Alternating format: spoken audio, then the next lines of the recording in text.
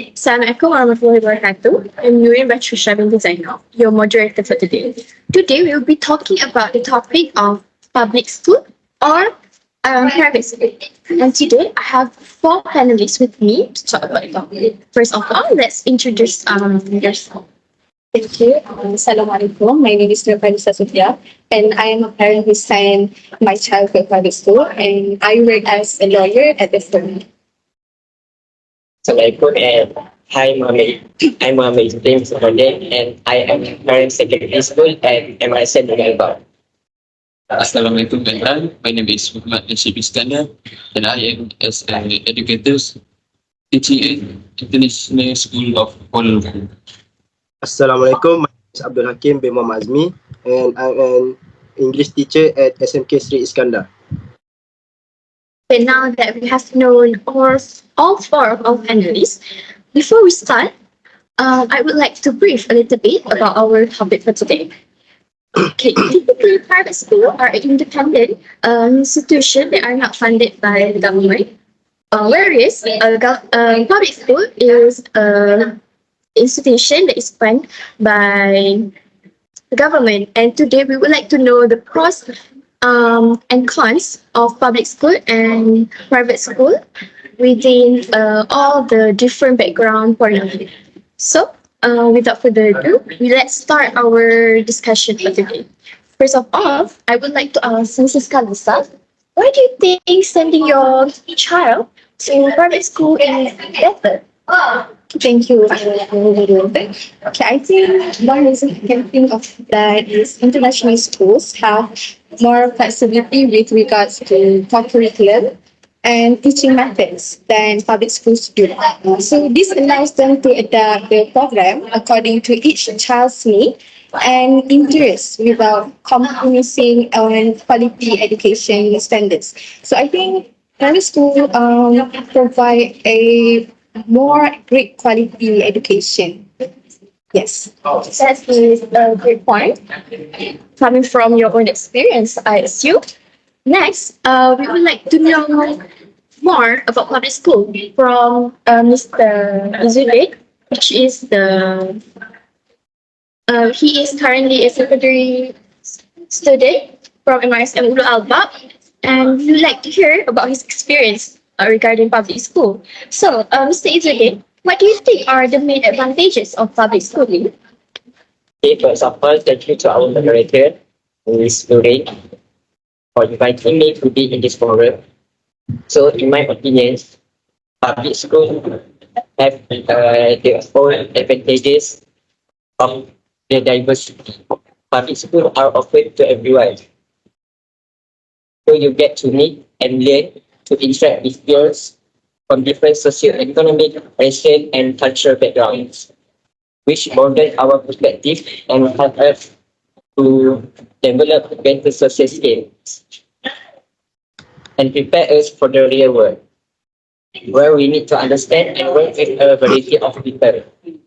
Another benefit is that public schools offer a wide range of extracurricular activities and resources that are funded by the government, making them accessible to all students. Thank you so much, Mr. Izudin. Now, let's hear the opinion or the point of view of our educator itself. First, let's hear the point of view from Mr. Nasha, who is teaching at International School of Kuala Lumpur. What are your thoughts on academic opportunities that are available in private school compared to public school? Thank you for giving the opportunity to speak out on my opinion. And in comparison of academic opportunities between private and public school, often centers around several key factors. So one of them is academic performance and outcomes. Many studies suggest that students in private school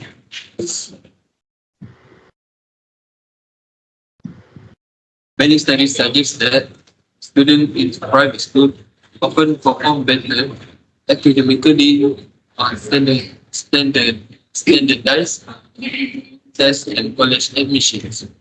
However, this can be influenced by several factors, which is including socio-economic background, the selection process, private schools. Thank you, Mr. Nanshat, from your POV coming from an educator in a private school institution.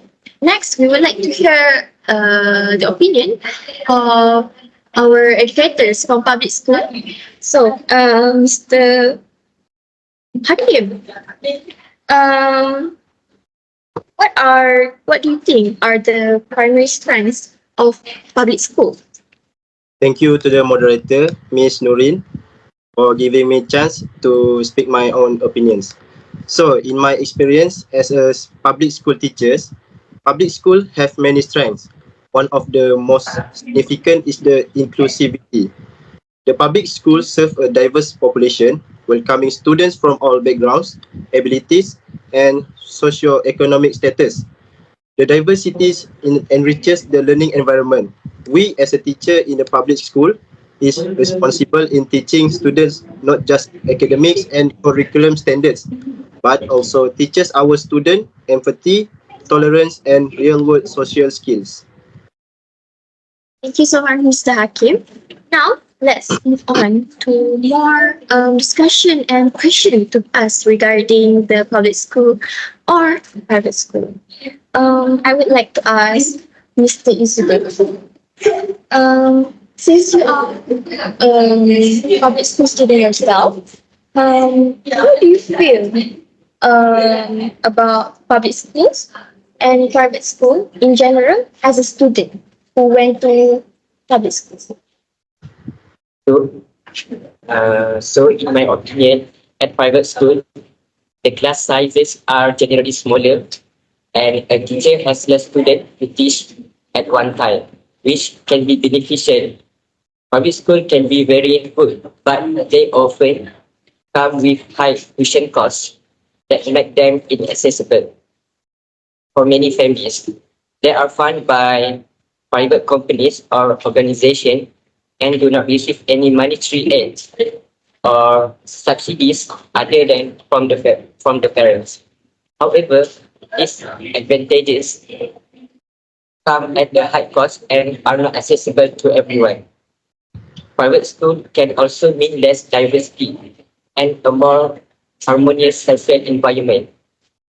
On the other hand, public school is fully funded by the government and will cost parents close to nothing, and their necessities such as school bag, exercise books, and stationery. Okay, thank you, Mr. Izzuddin, for sharing your experience about public school. Next, I would like to hear Mr. Nasha own experience in teaching private school. So, like, how does it feel teaching in private school in general? And have you ever teach in? I'm sorry. How does it feel to teach in private school in general? And have you ever actually teach in public school before? You teach in private school? Donation. See, in private school compared to public school, it differs in several significant ways. There are some key aspects to consider. First of all, class sizes and student and teacher ratios. For private school, typically have smaller class sizes, allowing teachers to give more individual attention to each student. This can lead to more personalized teaching approach and stronger student and teacher relationship. So for the public school, often have larger class sizes, which can make it more challenging to provide individual attention and manage classroom dynamics effectively. That's all from my experience. Okay, thank you, Mr. Nasha. Next, I would like to hear from the parents who send their kids to private school. So, Mrs. Claus, do you think private school can guarantee your child a better future? Yes, thank you, moderator. So we as a parent, of course, we want a good future or better future for our kids, for our child. So I heard many saying that graduation rates are higher in private school. So according to recent data from the 2015 to 2019 school year, public schools have a graduation rate of 86%, while private schools have a graduation rate of 96.4%. So the data makes a statement which students who attend private school and more likely to graduate than students who attend public school. This is because private school normalize of one-to-one learning experience, and also I think the